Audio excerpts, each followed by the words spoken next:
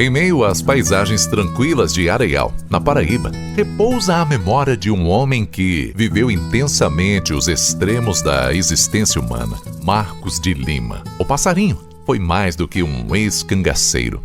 Ele foi um sobrevivente, um símbolo de transformação e resistência. De sua juventude no cangaço ao recomeço em terras arealenses, Passarinho tornou-se uma figura emblemática da história local.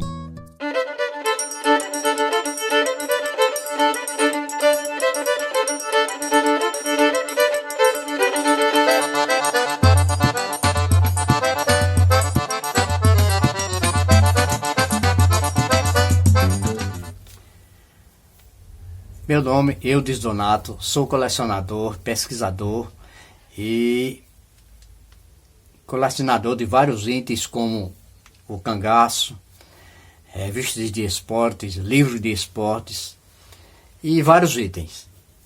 E hoje nós vamos falar sobre um personagem que viveu durante muitos anos em nosso município. Vamos falar do ex-cangaceiro Passarinho, mais conhecido como Passarinho, e seu nome era Marcos de Lima. Ele que nasceu em Santa Cruz da Baixa Verde, que era distrito de Triunfo, em 22 de setembro de 1903. Passarinho começou muito jovem na vida do cangaço, inclusive escondido de seus pais. Em 1919, com apenas 16 anos de idade. Quando ele entra no cangaço, quem reinava na época era o senhor Pereira, porque neste tempo Lampião ainda não havia formado o seu bando. Posteriormente, o senhor Pereira entrega o comando para Lampião, porque o senhor Pereira vai embora para o Goiás. Logo em seguida são formados vários grupos, porque no tempo de Lampião existiam vários grupos chamados subgrupos, e cada um desses subgrupos existia um chefe, e um dos chefes de Passarinho era Cício Costa.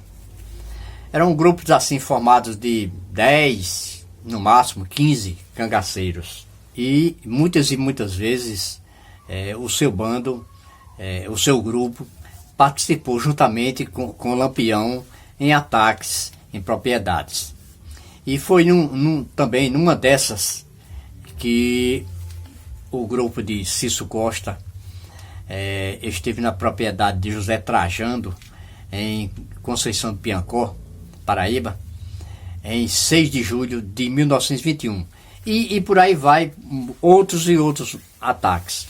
E num determinado tempo, mais ou menos na região de Patos, entre Patos e Princesa,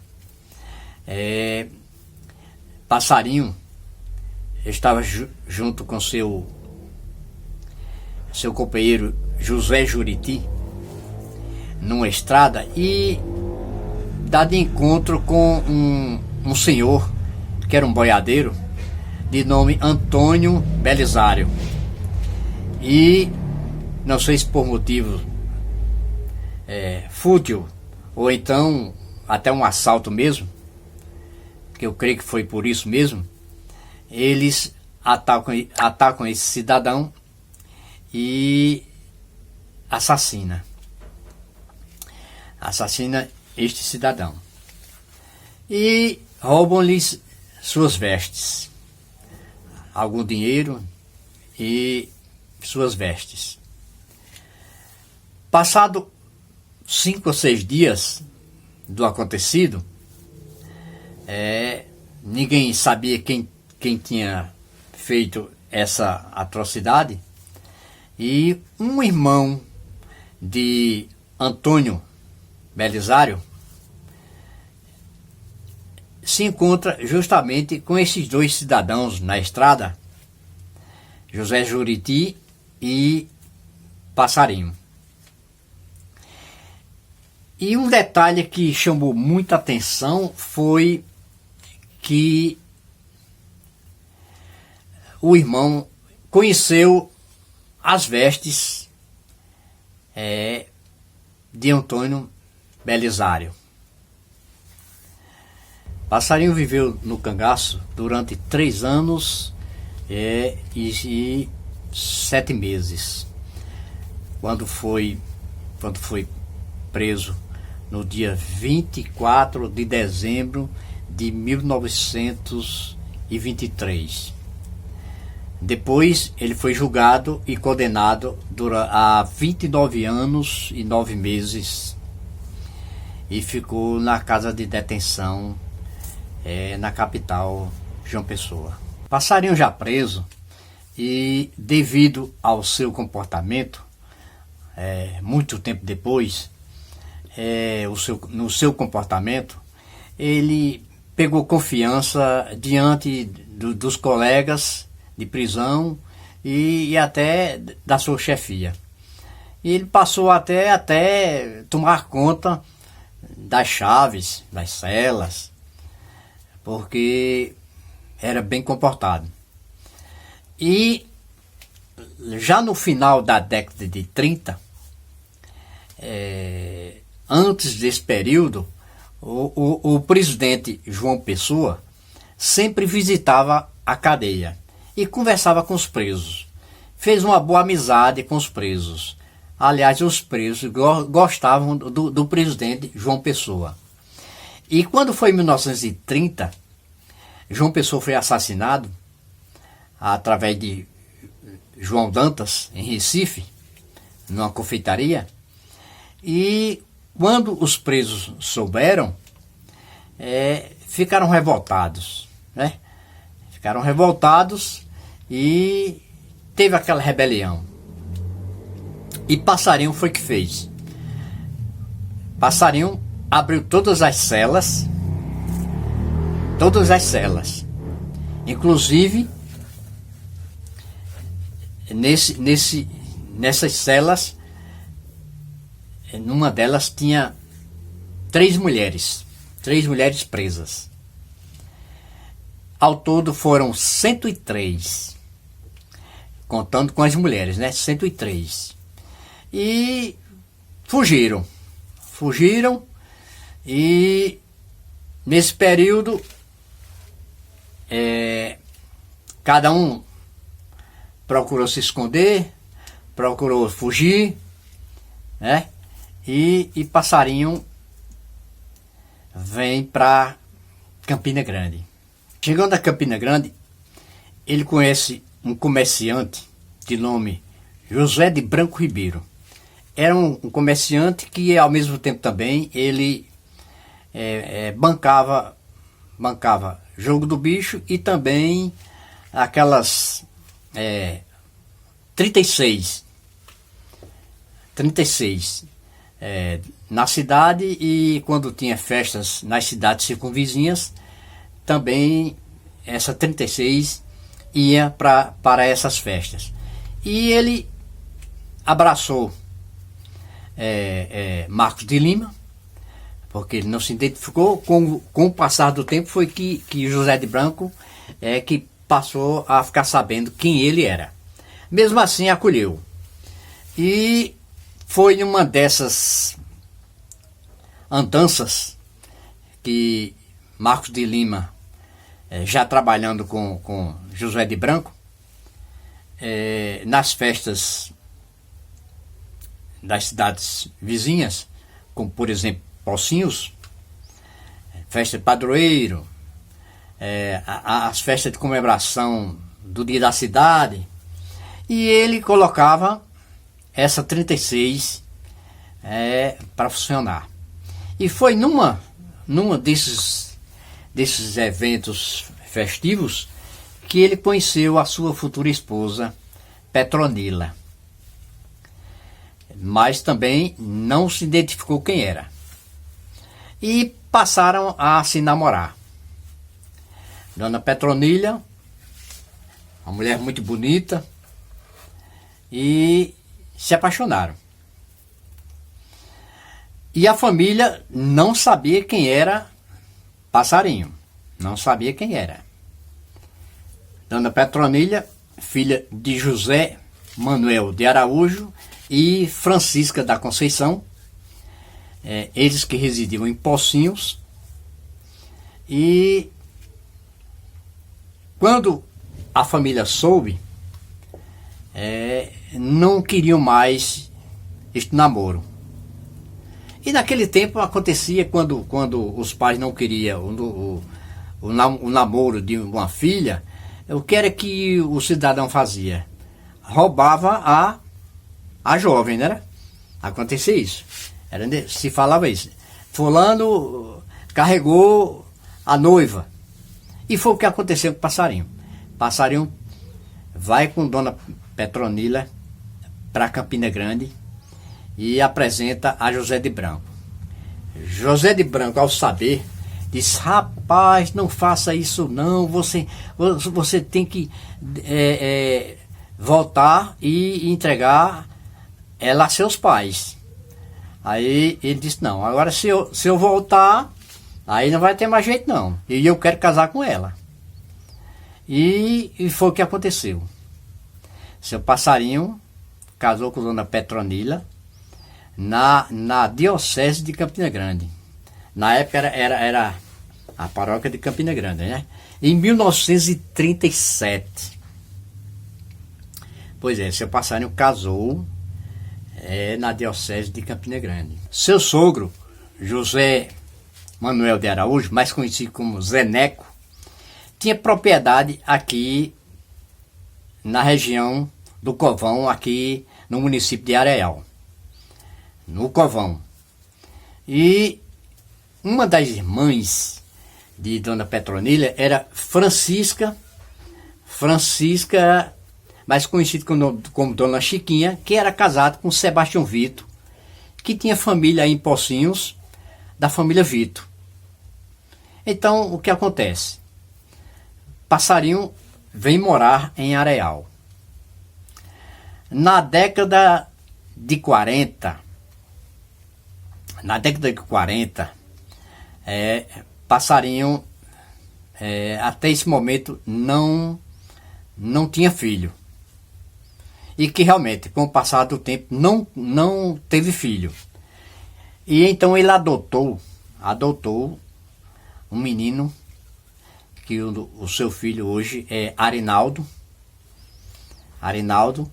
e com isso nós resgatamos muitas histórias através de seu filho adotivo, Arinaldo. No cangaço, era costume se colocar os apelídeos em um companheiro ou que já tinha falecido ou então semelhança às suas atitudes. Aí era colocado o apelido daquele. Foi o caso de Passarinho. O apelido de Passarinho foi o primeiro no cangaço. Porque o segundo Passarinho já foi na década de 30. De 30. Porque Passarinho já tinha sido preso, já estava em liberdade, e era assim, o cangaço era desse jeito. Se colocava os apelídeos ou do que morresse, ou então a semelhança das atitudes deles. E com o passar do tempo, seu Passarinho já residindo em Areal, ele começa a contar suas histórias, mas muito restrito, muito reservado, ainda tinha medo do que poderia acontecer com ele, e por isso que são poucos, aliás, é quase inédito, os registros dele em vídeo, em imagem, em movimento. Mas mesmo assim conseguimos resgatar na época, através de gravações particulares, que hoje é uma raridade. E ainda se falando de apelido, uma coisa interessante. Dona Petronila, o apelido dela aqui era Dona Pitu. Mas por que isso? Eu acho que foi os populares, né? As pessoas da época que fez aquele trocadilho, né? Porque um passarinho assado, bem torrado, é bom para tirar gosto. E Pitu, na época, era um aguardente, era uma cachaça, que o nome era Pitu. Então, casou, né?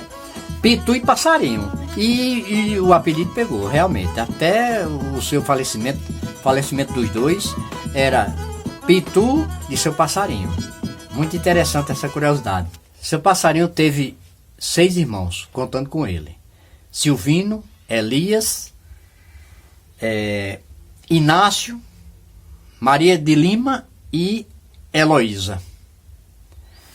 Seu passarinho faleceu no dia 15 de agosto de 1998, aos 95 anos. E por coincidência, Dona Petronila faleceu também em agosto de 2004, aos 86 anos de idade. Portanto, está aí um pouco do resumo, né, da sua biografia.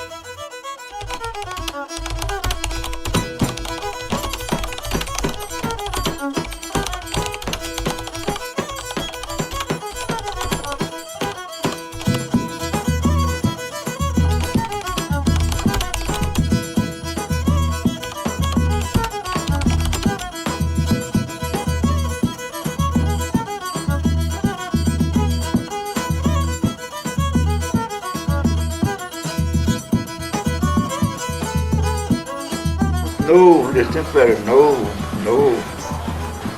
Aí ele disse, por que o senhor diz isso? Porque você não vai gostar do que eu sei, não. O que é que é? Não, conta para mim. Já de 5 horas da tarde. Ele disse, conta, eu me aperrei. Ele com a chave assim em cima da prisão. Da janela da prisão. Não, o senhor agora vai contar. Mataram João Pessoa hoje. Tá doido? Mataram João Pessoa, mataram onde resiste. Aí depois, aí fiquei doidinho. Tomei logo a chave do guarda, abri a prisão, soltei os presos todinho. Aí fui perdoado. Da cadeia, os presos acompanhou a Revolução, né? Quando terminou tudo, aí o governo, João, até no naval, perdoou de conta a conta. Aí Zé Saturnino, no sertão, fazendeiro, né? Que era um fazendeiro assim, ele um fazendeirinho pobre, Zé Ferreira, o pai dele, era pobre.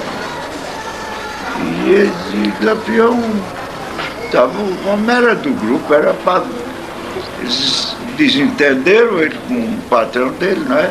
Ele com os patrões, que era o patrão mesmo. Zé Saturnino tinha 6 fazendas seguidas assim. E ele tinha um comecinho, né? Começou por um cachorro.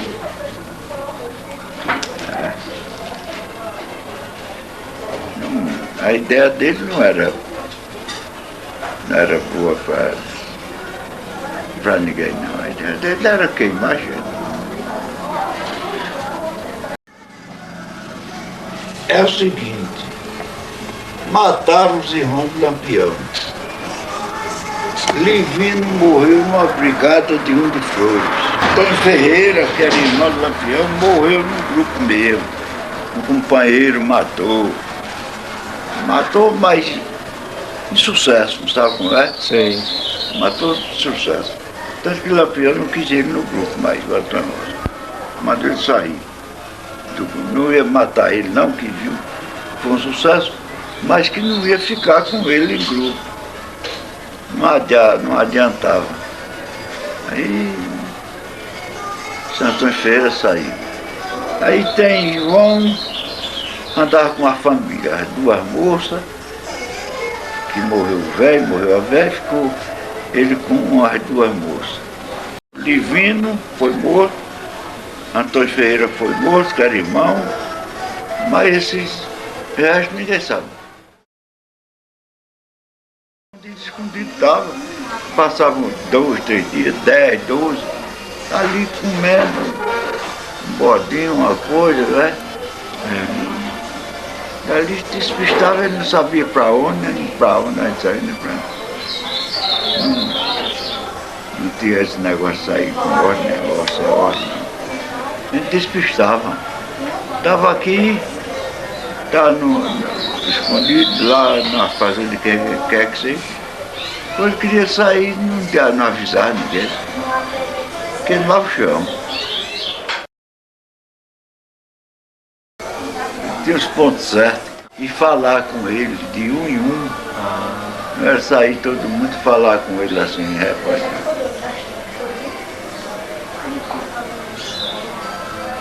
Eu mesmo falei com eles, mas quando já soldado. E do Pajeú, que eu sou filho de Triunfo, aquela zona toda que era dele, ele virava a zona toda das avessas, só via lá São Francisco, Nazaré, Senhor de Barbeiro, só via dentro dessas brigadas, né? Sou pernambucano, sou filho de Triunfo. Triunfo, Pernambuco. Cabelo branco. Você fala para ele Os irmãos. fala na história, mas que ele morreu, já morreu, tanto sabia de ser história. Esse não existe mais, não. Nesse tempo havia muito grupo. Tinha senhor Pereira, tinha Cis Costa, tinha senhor Davage, tinha Clementino Keller, tudo era grupo. Né? Mas você dizia que Lampião andava com 12 homens. Não era que você dizia? Tudo era grupo. Passarinho, que um dia empunhou um rifle ao lado dos cangaceiros mais temidos do sertão, encontrou no amor e na simplicidade de Areal o seu refúgio. De cangaceiro a esposo, de forasteiro a morador, sua vida foi marcada pela dualidade entre a violência do cangaço e a tranquilidade do lar que construiu. Sobreviveu de tempos brutais. Ele viveu o suficiente para testemunhar a transformação de um Brasil que deixou para trás o eco das balas e abraçava a esperança de um futuro mais pacífico. Em Areal, suas cicatrizes tornaram-se histórias. Suas lutas deram lugar à convivência e sua presença, embora discreta, foi testemunha silenciosa de mais de 6 décadas de mudanças. A história de Passarinho não é apenas sobre o cangaço, mas sobre o poder da redenção e a busca por uma segunda chance. Entre o rifle e o lar, a escolha final de Passarinho foi pela paz. Sua jornada nos ensina que até mesmo aqueles que viveram sob o peso da violência podem encontrar um novo caminho.